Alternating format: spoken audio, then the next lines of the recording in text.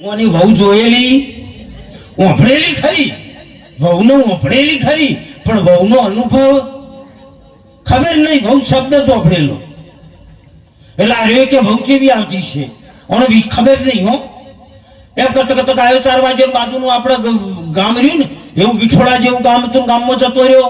ગામમાં જો એટલે તરા લાગી હતી, બેનું પાણી ખેંચતી હતી. બેન કે પાણી પાજો એટલે પેલી બેન જે પહેણી હતી ને એના અંગાજી એ પાણી પાઈ કે વંચમાં આયા. બેન ઓળખી ગઈ કે વંચમાં આયા છો એટલે ઓની ફટ લઈને ફેરવી વાળ્યું કે તમને તેડવા બદલે તમને ફેરવતા આવડવું, કોઈ વાતને પકડી ના રહેતા. ઘરમાં જો બે માણસ ડફો થાય ને તો ફટ લઈને આપણે ફેરવી વાળવાનું. ભાઈ હોય કે બેન હોય, જો બેન એવું બોલતું હોય કે આ એમ મને એવી નહીં, આપણે સમજી જવાનું. ના આ સમજે એવા ના હોય તો તમારે સમજી જવાનું. પણ જો બે હમા આવી જાય તો ડખો થાય કે ના થાય? જો કે હવે તો રહ્યું નહીં લગભગ. હમણાં મને એક ઠકાણે હું ગામમાં જ કીધું હતું અમારા વિસનગરમાં કે બાપુ 40 વર્ષ 30 વર્ષ પહેલાના જે પરણીને લાયા હતા ને એ વખત હાહુ ખરાબ હતી. એટલે કે આમ ના બોલવાનું બોલતી વહુ ને તોય વહુ પડી ગઈ હતી. અને હમણાં 30 40 વર્ષથી આ બાપની જે આ પરણી હોય આવી છે ને એના છોકરાની વહુ આવી છે ને એ વહુ ખરાબ આવી છે. તે વાયાને બે બાજુ દુઃખ નહીં, હાહુઓનું વેઠ્યું.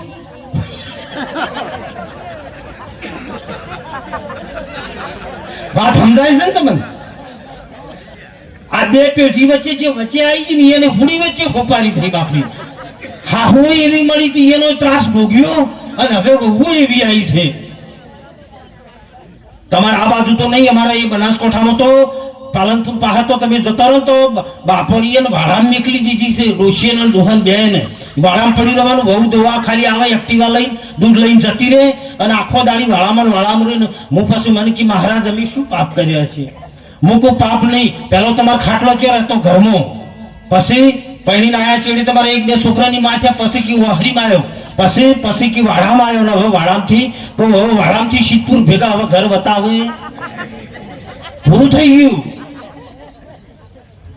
એમ રબારીનો છોકરો જો એટલે કીધું કે તમે ચમ આવ્યા છો? પેલા ફેરવી વાળ્યું હો કે તમને તેડવા માટે. તો કે એમ પેલી બેન થોડી સમજુ હતી, હોશિયાર હતી. એ કે એમ તેડી ના જવાય તો ઘેર આવવું પડે, મહેમાનગતિ કરવી પડે, 1 દાડો 2 દાડા રહેવું પડે. અને પછી અમારા બાપા અને અમારા બહેન એ છે ને મમ્મીને એ તમારા હંગાત મેલું તો પેલો કે ઘેર આવું. આ તો ઘેર ગયો ભાઈ. અસલ ખાટલો ઢાળ્યો, ચા બનાવો, રેડા જેવા આખા દૂધનો ચા પીધો, રોટલા કર્યા, હોજી રહ્યો, સવારે વહેલા ઉઠે તૈયાર છે કે હવે હેડ છે. એટલે પેલી બેન કે તારે હવે હેડવું છે હું નહીં નોખું. બાથરૂમમાં ગઈ, બાથરૂમમાં જઈને અસર જે હાહરીનો પોશાક હતો ને સાડી કબજો ચણીઓ એ પહેરીને તૈયાર થઈને ઠેલી લીધીને રોવા માંડી. પેલા આટલા ઘૂમટો કાઢ્યો ને એટલે પેલાને ખબર પડી કે હા આ તો સોડીમાંથી બહુ થાય. આ બહુ જ કે સોડીમાંથી થાય. હવે આ દેહીને એ દાડે પાકું જ થયું.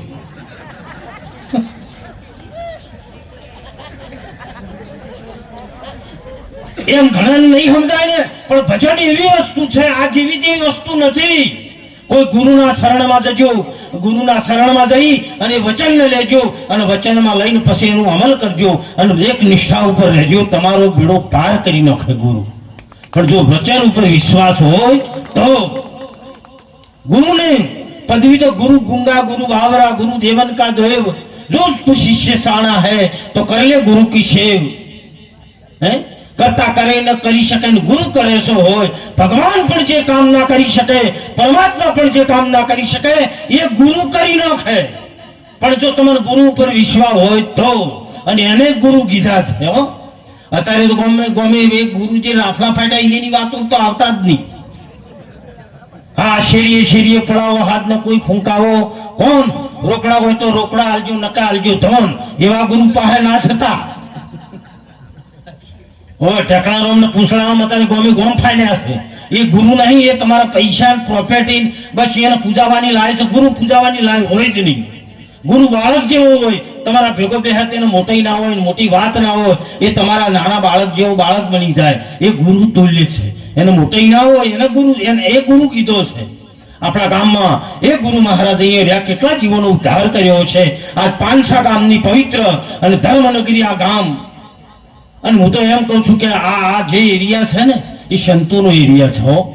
ગુરુ મહારાજ જ્યારે અહીંયા હશે ત્યારે લાઇટોનો જમાનો નહીં હોય, આ દીવડા નહીં હોય તો છતાંય ગુરુ મહારાજે એ જગ્યામાં બેસી અને એ ધૂણી ઉપર એ ધૂણીની ભભૂતિ અહીંયા લગાવી અને એક ભજન કર્યું છે અને આ ગામના કેવા આશીર્વાદ આપ્યા છે. તમે એ તો વિચારો, એ અલગારી પુરુષ જે મહાપુરુષ